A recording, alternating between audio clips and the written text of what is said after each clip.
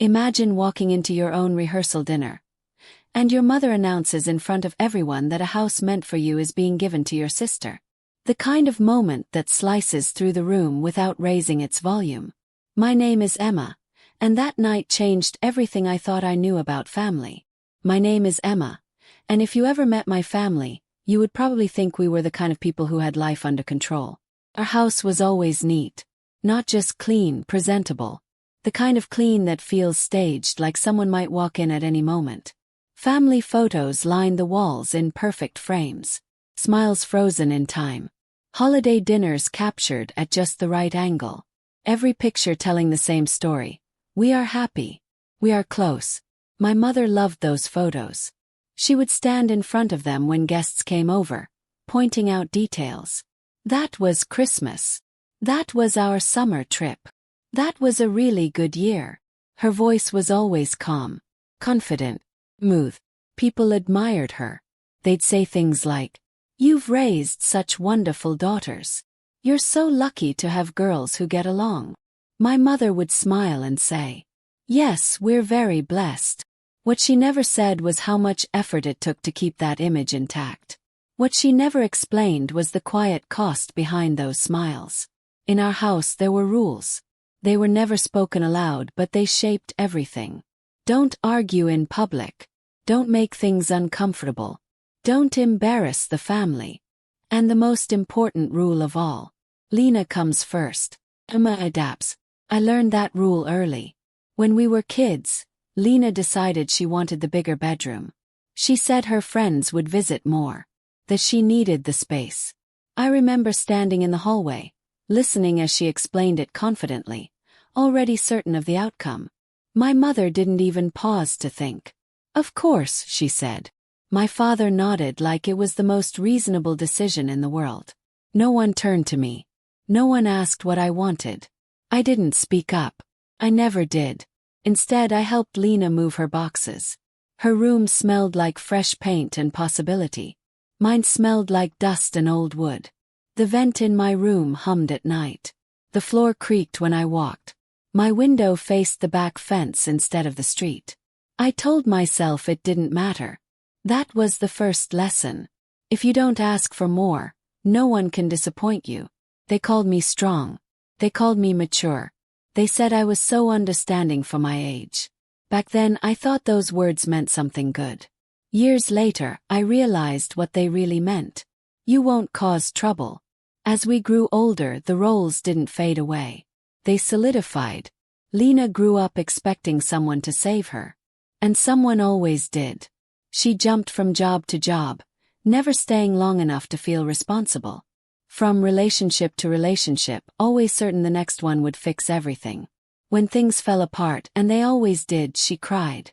And everyone rushed in, including me. I sent money she promised to return. Covered bills she forgot to pay. Answered phone calls in the middle of the night, listening to the same regrets, the same mistakes over and over again. I didn't complain. Because every time I tried to speak up, I was reminded how lucky I was. How strong I was. How Lena had it harder. So I swallowed my frustration. I carried it quietly. And when I needed help, real help, there was always a reason why it couldn't be given. Mom was tired. Dad didn't want conflict. Lena needed support more. I told myself this was what family meant. That love meant endurance. That being a good daughter meant being invisible. I didn't realize I was slowly disappearing. Then I met Daniel. Daniel didn't rush through conversations. He didn't talk over me. He didn't assume he already knew what I meant. He asked questions, real ones. What do you enjoy? What do you want to build? What kind of life do you imagine?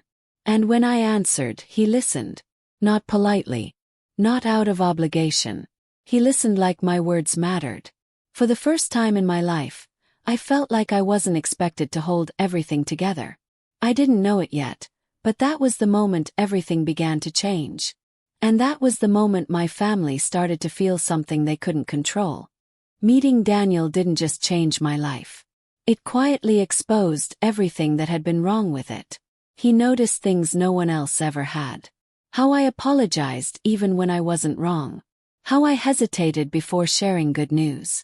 How I instinctively downplayed my own achievements. "You don't have to make yourself smaller," he told me once gently. The sentence stayed with me longer than he realized. Being with him felt unfamiliar, safe but also unsettling. Because for the first time, no one expected me to carry the weight of everyone else's mistakes. When we got engaged, something shifted inside me. Not loudly, not dramatically, just enough to make me realize I wanted a different kind of life. Daniel's parents surprised us with a wedding gift early. A small white house tucked into a quiet neighborhood. It wasn't flashy. It wasn't big. But it was solid. A place where no one expected anything from me except to live. When I stood inside it for the first time, sunlight spilling across the floor, something in my chest loosened. This wasn't just a house. It was independence, boundaries, a future that didn't revolve around fixing other people. I should have known peace would make my family uneasy. At first, my mother acted polite. Curious. She asked questions casually, like she wasn't really invested. "So whose name is the house in? Will you two live there right away? Is it permanent?" I answered vaguely. I didn't want to invite opinions. But the questions kept coming. Then came the comments. "Well, family should always support each other. It's good to keep things within the family. You know your sister has had such a hard time." Lena suddenly started talking about how unstable everything felt. How she just needed one break. One place to breathe. She said it around my parents. Around relatives. Around people who would later sit at our rehearsal dinner. Every word felt rehearsed. I tried to ignore the feeling in my stomach. The quiet warning I had learned to silence years ago. I told myself I was imagining things. The closer the wedding got, the stranger my mother became. She grew more involved. More attentive. Too attentive. She asked about the guest list. About seating arrangements. About who would sit near whom. At the time I thought she was just trying to help. Now I know she was planning. The night of the rehearsal dinner, the ballroom felt wrong the moment I walked in. The lights were too bright. The laughter too loud. Every smile stretched just a little too far. Lena was already seated at the center table, laughing dramatically, gesturing with her hands like she was performing. People leaned toward her, listening sympathetically. She had perfected the art of appearing fragile. When she noticed me, her eyes flicked over quickly. Not warmly, not lovingly, assessing. "Rough day?" she asked sweetly. "I'm fine," I replied. Her smile widened just slightly. "You will be." The words stayed with me, heavy and unclear. Before I could respond, my mother appeared beside her, resting a hand on Lena's shoulder like a proud director admiring her lead actress. "Everything's going to work out beautifully," she said, loud enough for nearby guests to hear. It was a performance. Throughout dinner, the tension grew quietly. My mother praised Daniel's parents for their generosity to the family, emphasizing the words in a way that made my stomach twist. Lena mentioned again and again how she just needed stability. Safe place. Fresh start. My father nodded silently, avoiding my eyes. Daniel noticed everything. His hand brushed mine under the table, grounding me. He didn't interrupt. He didn't speak for me. He watched. Then dessert arrived. And with it, the feeling that something irreversible was about to happen. I didn't know yet what my mother planned to say. But I knew suddenly and clearly that whatever it wasn't for me. Dessert plates had just been placed on the table when my mother stood up. She smoothed the front of her dress, lifted her glass and smiled. That same polished smile she always used when she wanted the room on her side. The sound of her spoon tapping the glass cut through the chatter. Clink, clink. The room quieted. She waited, enjoying the attention before speaking. "We're so grateful to have family gathered here tonight," she began. Her voice was warm, confident, controlled. I felt Daniel's hand tighten slightly around mine. My mother continued. "And as we all know, family means supporting each other through transitions." The word transitions made my stomach drop. She turned her head slowly until her eyes met mine. Not kindly. Not apologetically. Decisively. "So we've decided," she said, "that the house Daniel's parents so generously gifted will be used to help Lena while she gets back on her feet." The sentence didn't echo. Sliced. For a moment no one reacted. It was like the room forgot how. Then Lena laughed. Not nervously. Not awkwardly. Like, free. "Oh, relax," she said, waving her hand. "It's just a house. Just a house." Like it wasn't my future. Like it wasn't the first thing in my life that felt truly mine. People turned to look at me. Waiting. Judging. Measuring how good of a daughter I would be.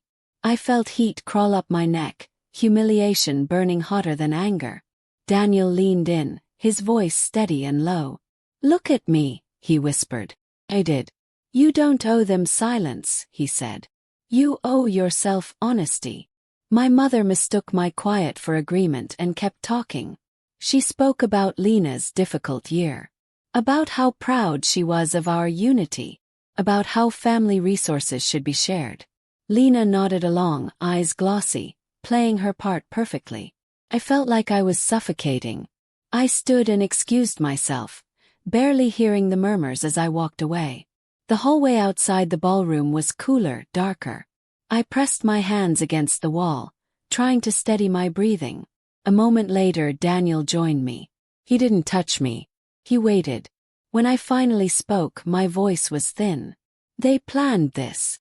He nodded once. "I know." That's when my phone buzzed. Normally I would have ignored it. But something told me not to. It was a notification from a group message. A thread I barely remembered. Then my heart dropped. My mother's name at the top. "Make sure she feels guilty tonight." My breath stalled. I opened the chat. What I saw felt unreal. Messages spelling everything out. Instructions, timing, wording. "Cry if you need to. Frame it as a family decision. She won't refuse in public. She never does." My hands shook as I scrolled. Daniel leaned closer, reading. "So it wasn't careless," he murmured. "It was intentional." Something inside me finally snapped. Not loudly but cleanly. They didn't think I was weak. They thought I was predictable. By the time we walked back toward the ballroom, my steps were steady. I wasn't walking back into a trap. I was walking back with clarity. The conversations quieted when we re-entered. My mother glanced at me, irritation flashing briefly before her smile returned. "Lucy," she stopped herself and corrected. "Emma, sweetheart, are you okay?" I sat down calmly. "I'm fine," I said. Lena leaned forward, eyes shining with practiced emotion. "I really don't know what I'd do without you," she said softly. The words sounded memorized. And that's when Daniel finally spoke. "This time," he said evenly, "we need to be very clear." The room felt different the second Daniel spoke. Not louder. Not dramatic. Just alert. His chair scraped softly as he straightened, and for the first time that night, my mother's smile hesitated. "There's nothing to clarify," she said quickly, voice smooth but tight. "This is a family decision." Daniel didn't raise his voice. He didn't need to. "There actually is," he replied. "Because this decision was never yours to make." A ripple moved through the room. My father shifted uncomfortably, eyes fixed on his plate. He always did that when things were about to get ugly. Lena frowned, confusion flickering across her face. "Real this time." "What are you talking about?" she asked. "Mom already explained it." I inhaled slowly. "The house isn't available," I said calmly. Lena blinked. "Excuse me." "It can't be lent," I continued. "It can't be shared. And it can't be reassigned." My mother's posture stiffened. "Emma, don't embarrass us," she snapped under her breath. "This has already been discussed." "By who?" I asked quietly. "Because it wasn't discussed with me." Her lips pressed into a thin line. "We're your family," she said sharply. "We decide things together." That was the moment something cracked. Not inside me, inside the room. Daniel's parents exchanged a look.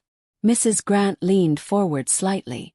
"I'm sorry," she said politely, "but we were never informed of any such arrangement." Mr. Grant folded his napkin slowly. "The property is protected," he added. "It was gifted as a foundation for their marriage." My mother laughed nervously. "That's not necessary." "It is," Daniel interrupted. "There's a clause." I reached for my phone and placed it on the table. Not aggressively, just deliberately. "There's also something else," I said. Lena's eyes followed the phone. "What is that?" I unlocked the screen. "A group message," I said. "One I was added to months ago and never removed from." My mother's face drained of color. "Emma," she warned. I ignored her. I tapped the screen and began to read. "Make sure she feels guilty tonight. Cry if you need to. Do this in public, she won't refuse."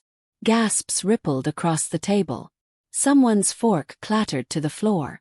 Lena's tears vanished instantly. "That's taken out of context," my mother snapped. "Do you want me to keep reading?" I asked calmly. Silence. Mr. Grant stood up. "This is manipulation," he said coolly. "And we don't tolerate it." My father finally looked up. "You didn't have to humiliate us like this," he muttered. I met his eyes. "I didn't humiliate anyone," I said.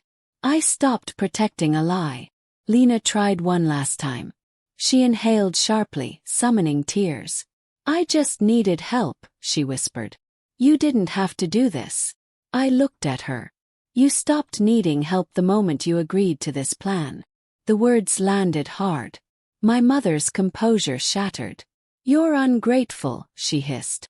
"After everything I've done for you." I didn't raise my voice. "You taught me love comes with conditions," I said quietly. "I'm done paying." The room was silent. Not tense. Final. Daniel squeezed my hand. "That's it," he said. "We're leaving." One by one, guests began to stand. Not loudly. Not angrily. Just with understanding. And as they walked away, my mother's power evaporated with them. We didn't storm out of the ballroom. We didn't argue. We didn't look back. Daniel held my hand, steady and calm, as we walked past the tables, past the whispers, past the shattered illusion my mother had spent decades protecting. Behind us, everything she controlled collapsed without a sound. That night I didn't cry.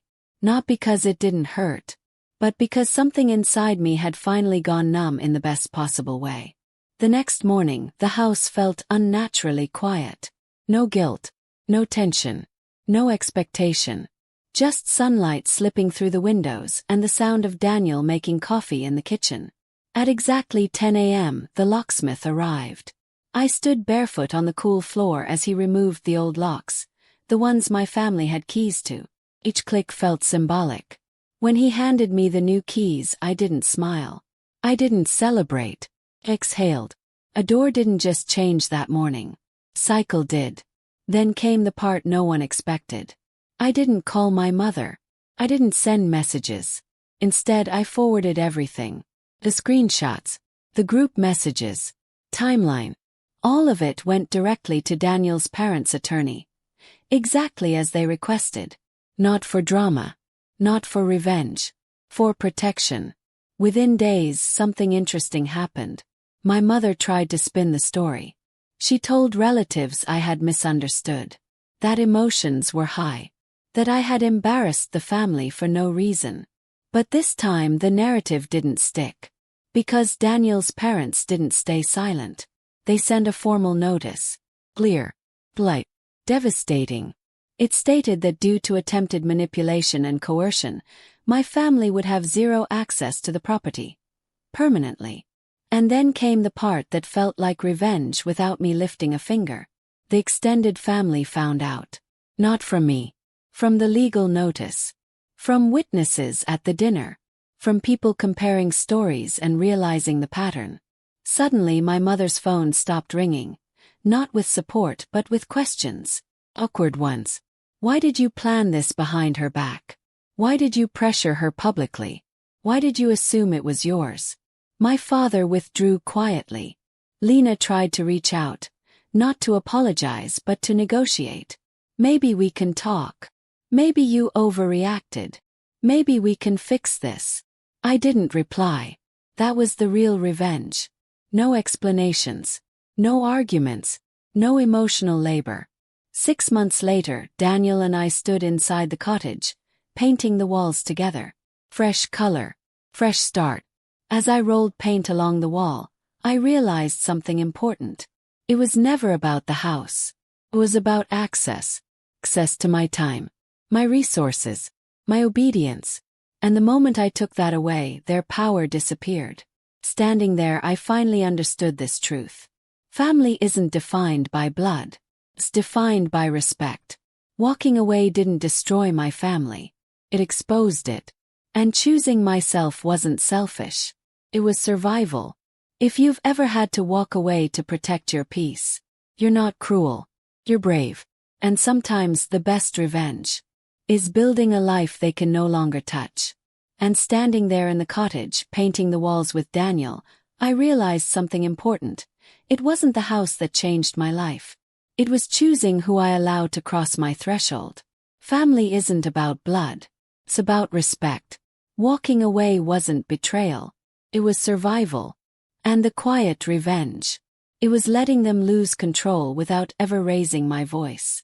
If you've ever had to stand up for yourself, you know what I mean. Sometimes, the best revenge is simply building a life they can't touch. If you've ever had to protect your peace, comment "Me Too" below.